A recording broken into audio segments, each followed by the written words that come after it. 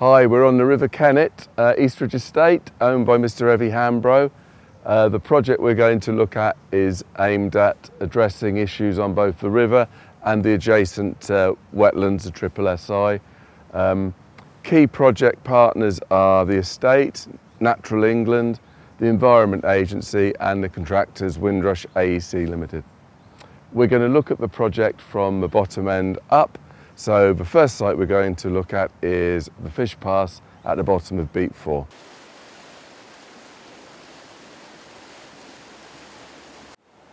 Right, so we're at the bottom of the river now, the bottom of the reach that we were working on. This is one of the most important sections of the river that we did. It's an old eel pass, the site of an old eel trap rather. There were original stone and brick walls in place, but there was a large impoundment, as you can see, which held up fish passage and also meant that upstream the levels were very high, impounded with all the problems that we normally get, siltation, issues of poor habitat quality. So we redesigned the eel trap to make a fish pass, and it's a simple 3-pool and traverse pass with oak baffles inserted into steel uprights on brick walls. Very simple design, but actually building this was one of the biggest challenges we faced. We had to install an inflatable aqua dam here and take it down every night.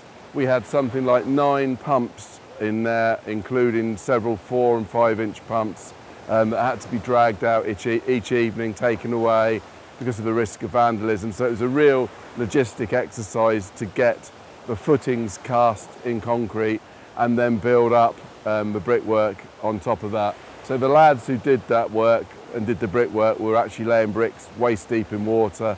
Everything had to be brought down from a car park at the top by skip loader.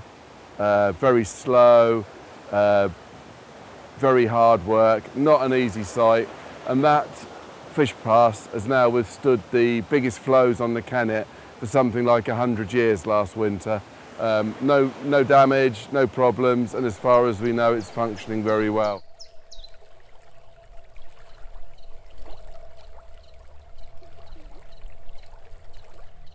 This section of the river we managed to lower the water level by adjusting the sluices downstream.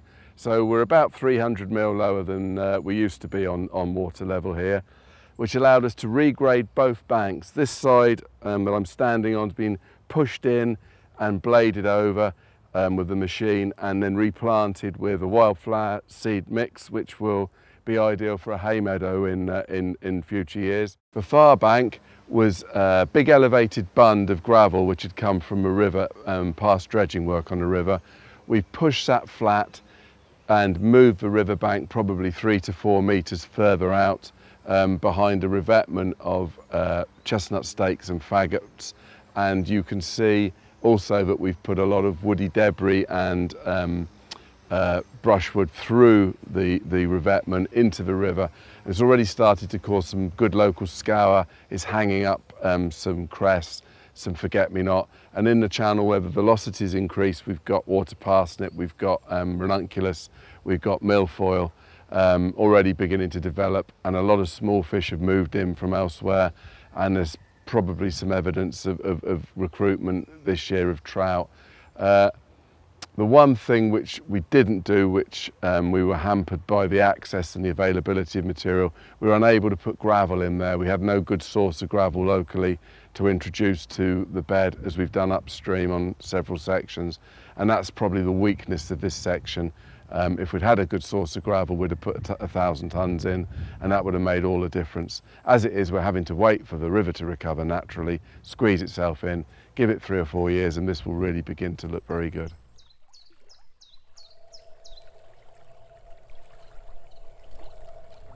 We're standing just upstream of Lack Bridge now. This is part of phase 1 work we did. On the far bank was very extensive growth of trees, very shaded, an over-wide channel, very uniform and dull. So we cleared a lot of these trees on the far bank, a lot of chainsaw work, And you can see the cushions of cress on the far bank again. That's where the trees have been put into the water and the woody debris and brushwood faggots between them. And again, there was a huge bank, raised bank, 1 metre plus high of excavated gravel, which we pushed into the river and redistributed, and then pushed the banks out to narrow that side, the true left bank, by probably about 4 or 5 metres. In places, a lot more light onto the channel. And again, on this right bank, adjacent to the Triple SI, which is just the other side of the fence, we cut the bank, pushed it in, kept the margin together and eased it into the river, and then backfilled behind. Same again as elsewhere, wildflower mix on the bank, ready to be managed as a hay meadow as time goes on. And again, lots of vegetation in the river, a lot of ranunculus, not a big ranunculus year this year, but plenty of cover there on the edges and in the channel for fish.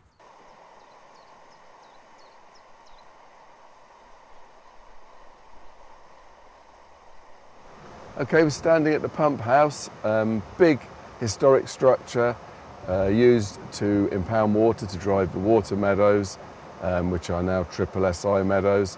The key elements in this part of the scheme were to lower the retained head upstream by opening the sluices in the pump house. We dropped the upstream water level by about 0.6, 0.9 of a metre. We then removed unsightly sheet piling along the right-hand bank and regraded that bank at a lower level to increase connectivity with the floodplain. We narrowed the channel on both sides, introduced woody debris and faggots to get a soft edge, plenty of cover, and we introduced something like 1,500 tonnes of gravel excavated from a weed pit, which we enlarged. We also used an existing bypass channel to create a fish bypass around the pump house. That was worked fairly effectively. And the final key element was the linkage between the water meadow and the main river. We renovated a number of sluices in the water meadow, which had become redundant. We dredged out and reprofiled some silted up water meadow channels and put in some simple control structures, pipe control structures, which allow us to run the meadow now and improve its conservation value. So the linkage between the main river and the adjacent floodplain is very important in this element of the work.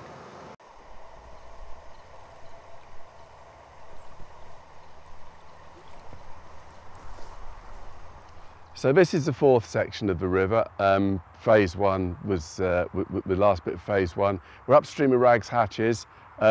Again, Rags Hatches were holding the river up and stopping fish migration. So we lifted the hatches and lowered the water level here by about 300 to 400 mil.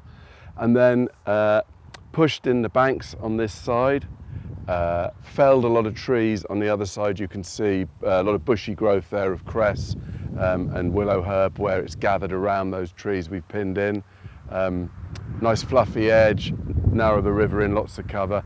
And then from the floodplain over to my right, we dug something in the region of 1,000, 1,500 tonnes of gravel, brought it all in with a track dumper, put it into the river and raised the riverbed by about 250 mil. Rob the keeper then planted a huge amount of ranunculus. He's done some more bits of work. You can see here, added more brushwood bundles, more faggots to try and do little bits of localised narrowing. And 18 months later, we've got a great variety of submerged plants. And all along the fringe, we've got a lovely array of flowers, Hempagrimony, we've got purple loosestrife, the mints, non-native monkey flower, peacock butterflies here. And again, this is all wildflower mix all the way along the edge of the river, the angler's path, and that's going to be cut for hay later in the year and maintained as a hay meadow. This area is going to be excellent for spawning. We saw some reds here in the winter 2013, winter 2014. Trout spawning, good numbers of grayling on the reach. Possibly a bit low a bit shallow for holding fish for anglers during this hot weather. Plenty of fish so at night coming in off of the edges up from under the cover. Really good piece of river with a lot of protection from predators and a lot of potential now for recruitment.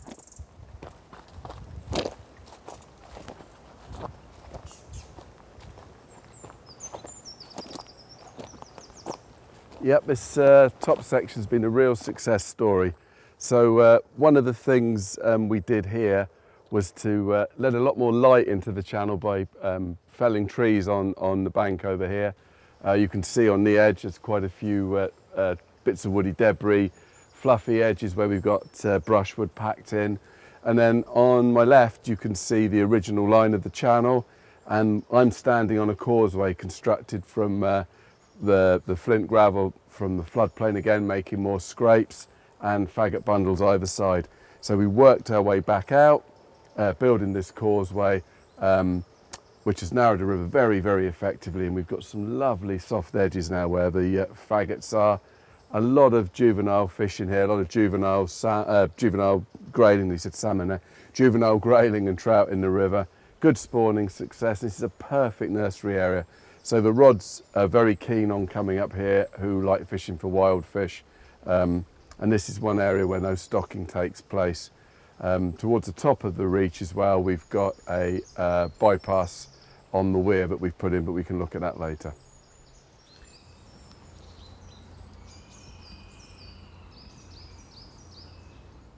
Okay, so at top of Beat 1 now. West Lodge sluices are upstream of me, and I'm standing now on a gravel riffle that we introduced to raise the water level. West Lodge sluices had a head loss of about 3/4 of a metre on them, which prevented any fish access. So we've built two very large sluices by introducing flint gravel, again from a floodplain, where we've left a couple of very nice scrapes for waders. This has lifted the water level, and as you'll see, the water now is at about 150, 200 mil, no more lower than the invert on the sluice, and fish are quite free to swim through all stages of flow.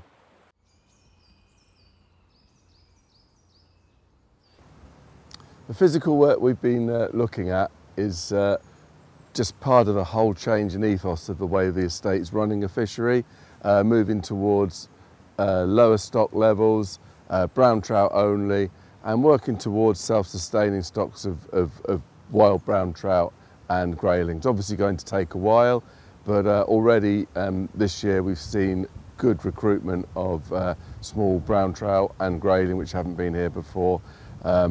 Try and perhaps operate a bit more on a catch and release basis and move towards what we're all aiming to see, which is self-sustaining stocks of brown trout which provide a good recreational fishery.